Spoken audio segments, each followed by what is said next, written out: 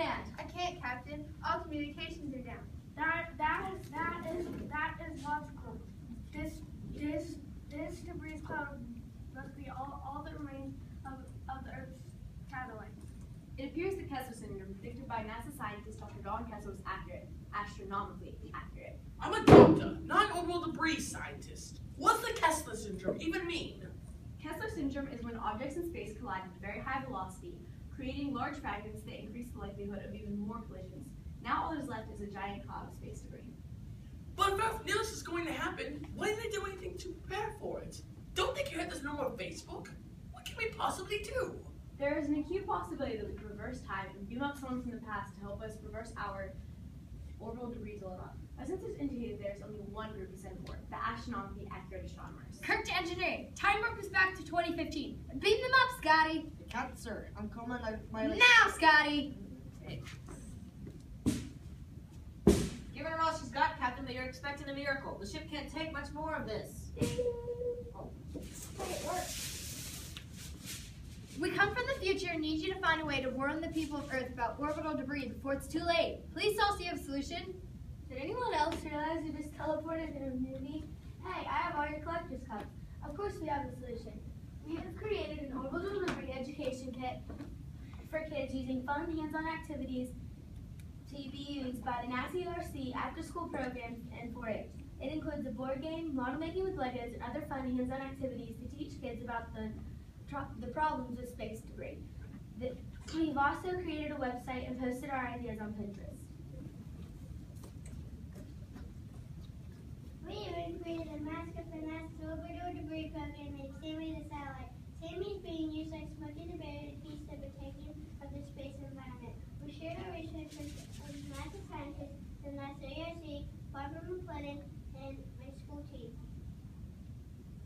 You've set a course for the future. Together we can stop the Kessler syndrome, take out the space trash, and usher in a kinder and cleaner space environment. Going green is only logical. With your help, space exploration Can live long and prosper.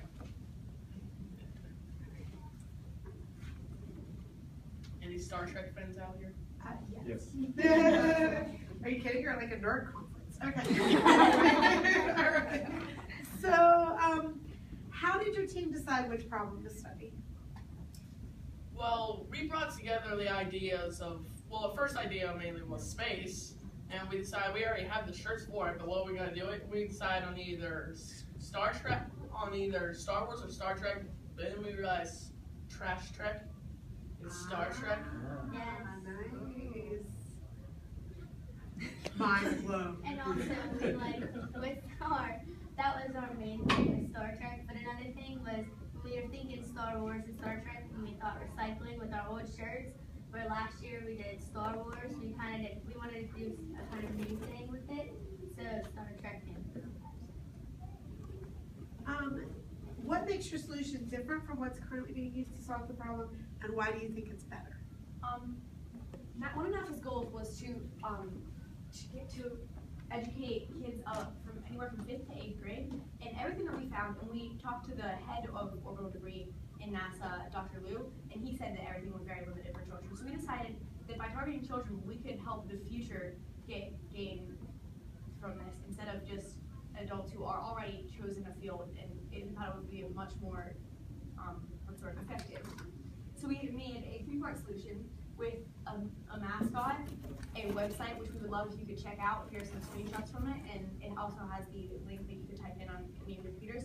And we have our kit, which has a coloring page, bookmarks, which have activities on the back and information on the front, a board game, and a model of space trash, which we hope to get an actual piece of if we got funded by the NASA ERC. Oh. And we've already done some of the activities with more than 100 kids, and they absolutely loved it. So we think it's doing very well.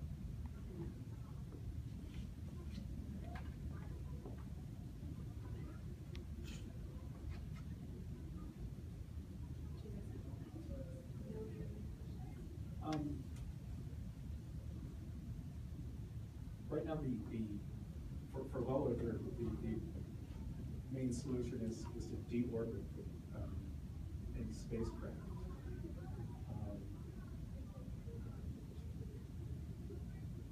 Have you checked with the various programs?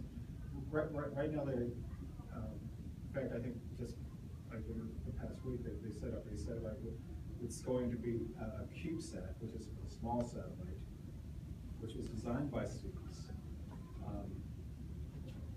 Do you know how well they do with publicizing that guideline to plan in the deep orbit at the beginning of the mission? I think they try to make it like some kind of law, but not all the nations are doing it.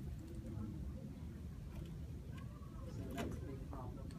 We looked up like sort of what the plans were, and no one could really agree on things. Everyone sort of had a different idea on what would be the best solution.